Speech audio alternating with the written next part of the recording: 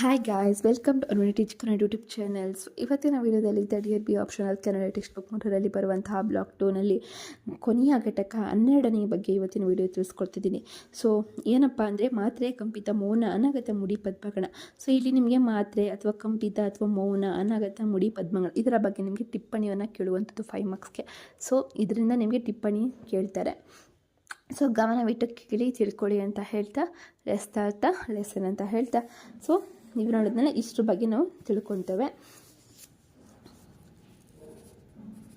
So ಉದ್ದೇಶಗಳನ್ನು ನೋಡೋದಾದರೆ ಹೊಸಗನ್ನಡ ಮಟ್ಟುಗಳ ವೈಶಿಷ್ಟ್ಯತೆ, ಹೊಸಗನ್ನಡದ ಮಟ್ಟುಗಳಿನ ವೈವಿಧ್ಯತೆಗಳು, ಭಾವಕ್ಕೆ ಭಾವಗೀತೆಯಾದ ಛಂದಸ್ಸು, ಆಧುನಿಕ ಅನುಭವ ಭಾಷೆ ಪರಿಕರಗಳಿಗೆ ಹೋಗುವ ಛಂದಸ್ಸಿನ ನಿರ್ಮಾಣ, ಮಧುರವಾದ ಭಾವನೆಗಳಿಗೆ ಮಧುರವಾದ ಮಟ್ಟುಗಳು, ಅರ್ಥಕ್ಕೆ ಅನುಗುಣವಾಗಿ ತಾಳಲಯಗಳ ಬಳಕೆ. ಈ ಛಂದಸ್ಸು ಕೇವಲ ಶಾಸ್ತ್ರವಲ್ಲ, ಕಾವ್ಯೋಪಯೋಗಿ ಮಾತು, ನಿತ್ಯೋಪಯೋಗಿ ಅಂತ ಹೇಳ್ತಿದ್ದಾರೆ.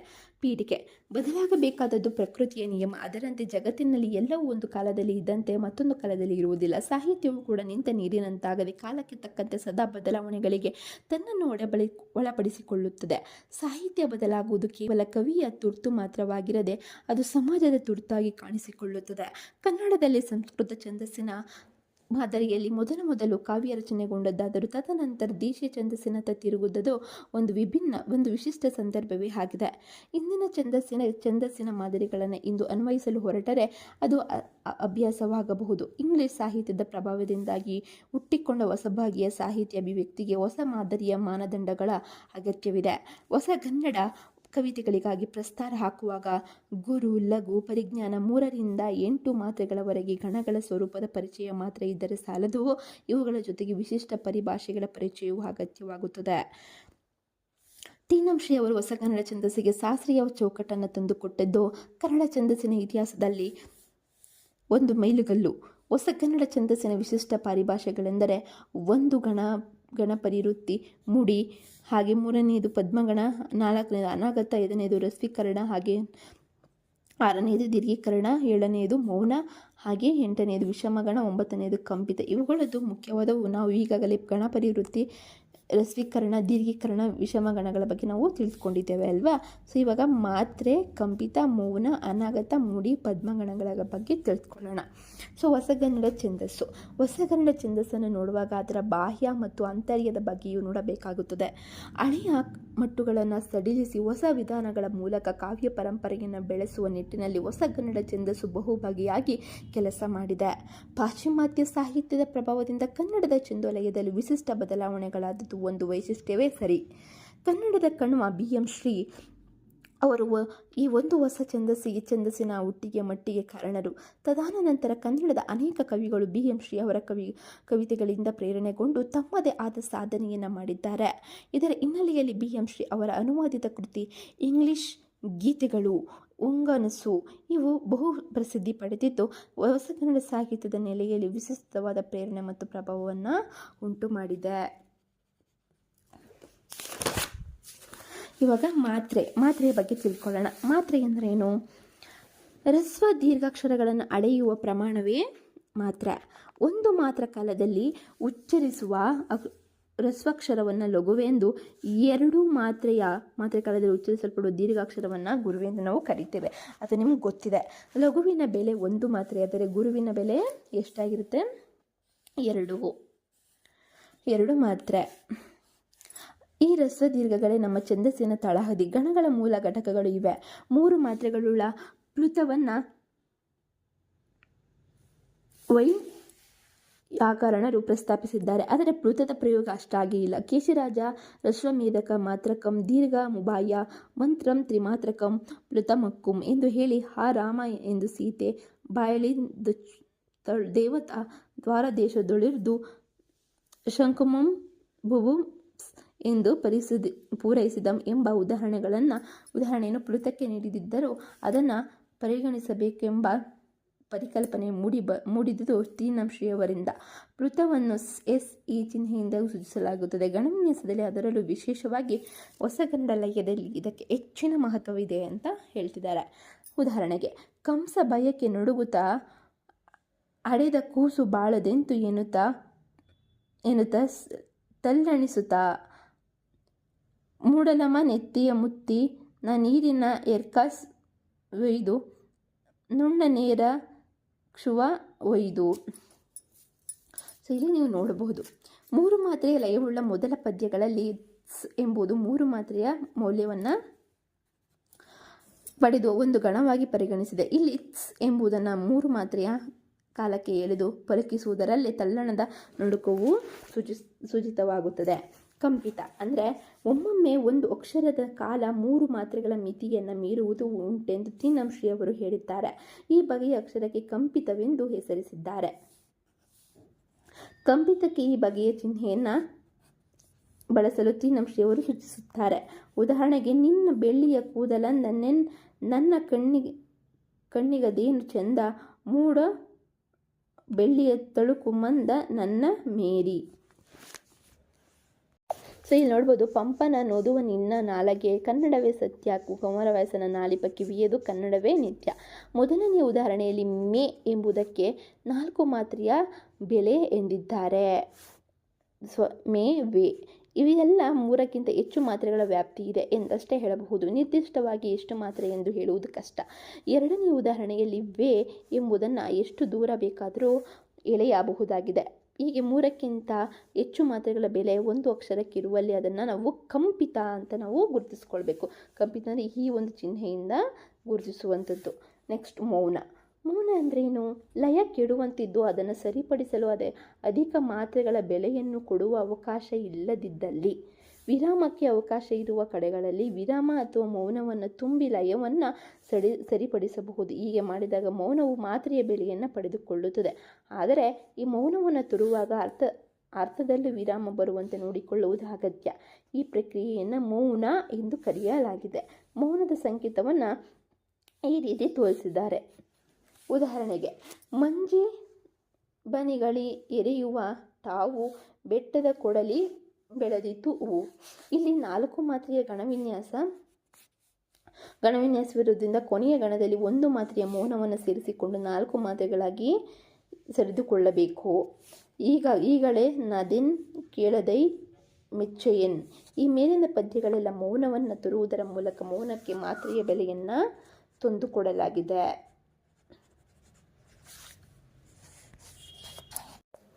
ಅನಾಗತ.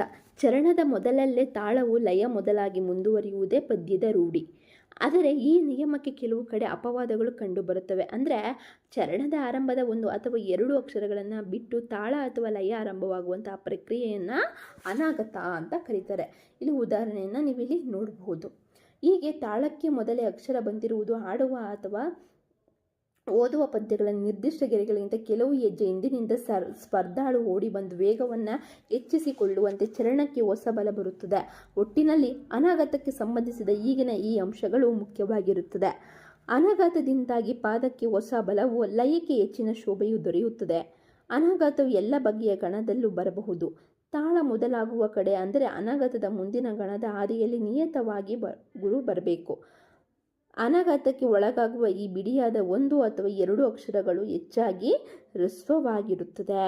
ಸೊ ಇವಾಗ ಮುಡಿ ಬಗ್ಗೆ ತಿಳ್ಕೊಳ್ಳೋಣ. ಮುಡಿ ಎಂಬ ಪರಿಭಾಷೆ ಕನ್ನಡ ಛಂದಶಾಸ್ತ್ರಕ್ಕೆ ಹೊಸದಾದುದು. ಇದನ್ನು ತೀನಂಶ್ರೀ ಅವರು ಮೊದಲಿಗೆ ಬಳಸಿದರು. ಚರಣದ ಕೊನೆಯಲ್ಲಿ ಬಿಡಿಯಾಗಿ ನಿಂತು ಆ ಚರಣಕ್ಕೆ ಮುಕ್ತಾಯವನ್ನು ಕೊಡುವ ಅಕ್ಷರವನ್ನು ಮುಡಿ ಎಂದು ಕರೆಯುತ್ತಾರೆ. ಮಾತ್ರೆಯ ದೃಷ್ಟಿಯಿಂದ ಮುಡಿಗೆ ಎಲ್ಲ ಕಡೆ ಒಂದೇ ಬೆಲೆ ಇಲ್ಲ. ಅದು ಯಾವ ಗಣದೊಂದಿಗೆ ಬರುತ್ತದೋ ಅದರ ಬೆಲೆಯನ್ನು ಹೊಂದುತ್ತದೆ. ಮುಡಿ ಪಾದದ ಅಂತ್ಯದಲ್ಲಿ ಮಾತ್ರವಲ್ಲದೆ ಪಾದ ಮಧ್ಯದಲ್ಲಿಯೂ ಬರಬಹುದು. ತಳದ ಗಣದ ದೃಷ್ಟಿಯಿಂದ ಬಿಡಿ ಅಕ್ಷರ ಒಂದು ಗಣದ ಸ್ಥಾನದಲ್ಲಿ ನಿಲ್ಲುತ್ತದೆ. ಉದಾಹರಣೆಗೆ ಇಲ್ಲಿ ನೀವು ನೋಡಬಹುದು. ಈ ಮೇಲಿನ 2 ಉದಾಹರಣೆಗಳಲ್ಲಿ ಮುಡಿ ಬರುತ್ತಿರುವುದು ಸ್ಪಷ್ಟವಾಗಿ ಕಾಣುತ್ತಿದೆ. ಎರಡನೆಯ ಪದ್ಯವು ಪಾದ ಮಧ್ಯ ಮುಡಿ ಬಂದು ಪಾದಾಂತ್ಯ ಮುಡಿ ಎರಡಕ್ಕೂ ಉದಾಹರಣೆಯಾಗಿದೆ. ಮೊದಲನೆಯ ಉದಾಹರಣೆಯಲ್ಲಿ ಲಿ ಎಂಬುದು 4 ಮಾತ್ರೆಯ ಬೆಲೆಯುಳ್ಳ ಮುಡಿಯಾಗಿದೆ. ಎರಡನೆಯ ಉದಾಹರಣೆಯಲ್ಲಿ ಕೆ ಎಂಬುದು 5 ಮಾತ್ರೆಯ ಬೆಲೆಯುಳ್ಳದಾಗಿದೆ. ಇವಾಗ ಪದ್ಮಗಣದ ಬಗ್ಗೆ ತಿಳಿದುಕೊಳ್ಳೋಣ. ಅನೇಕ ಸಂದರ್ಭಗಳಲ್ಲಿ 5 ಮಾತ್ರೆಯ ಗಣಗಳ ಮುಂದೆ 3 ಲಘು 2 ಲಘು ಗುರು ಹಾಗೆ 2 ಗುರು ಗಣಗಳು ಬಂದು ಪಾದದ ಕೊನೆಯಲ್ಲಿ ನಿಂತು ಒಂದು ಬಗೆಯ ಮುಕ್ತಾಯದ ಭಾವನೆಯನ್ನು ಉಂಟು ಮಾಡುತ್ತವೆ.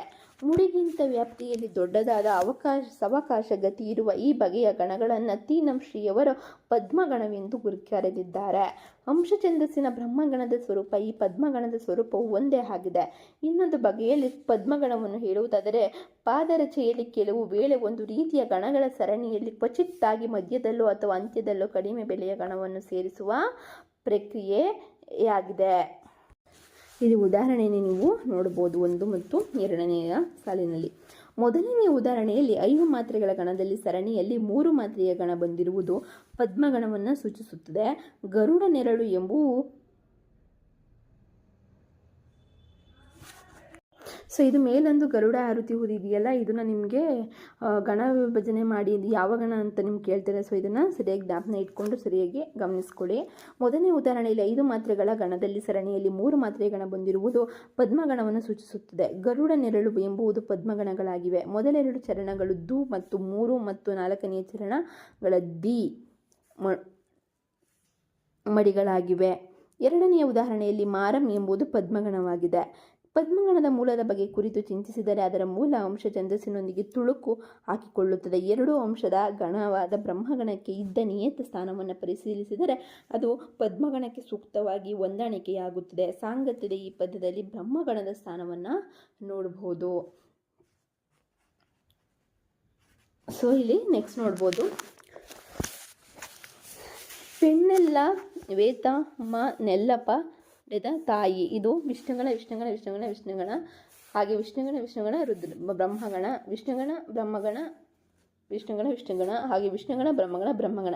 ಬ್ರಹ್ಮಗಣದ ಸ್ವರೂಪ ಹೀಗಿದೆ: 3 ಲಘು, 1 ಗುರು ಲಘು, 2 ಗುರು. ಬ್ರಹ್ಮಗಣದ ಈ ಗುಣವೇ ಪದ್ಮಗಣದಲ್ಲೂ ಇದೆ. ಪದ್ಮಗಣದ ಉಚ್ಚಾರಣೆಯ ಕಾಲ ಇಷ್ಟೇ, ಮಾತ್ರೆಗಳೆಂದು ಖಚಿತ ಇಲ್ಲ.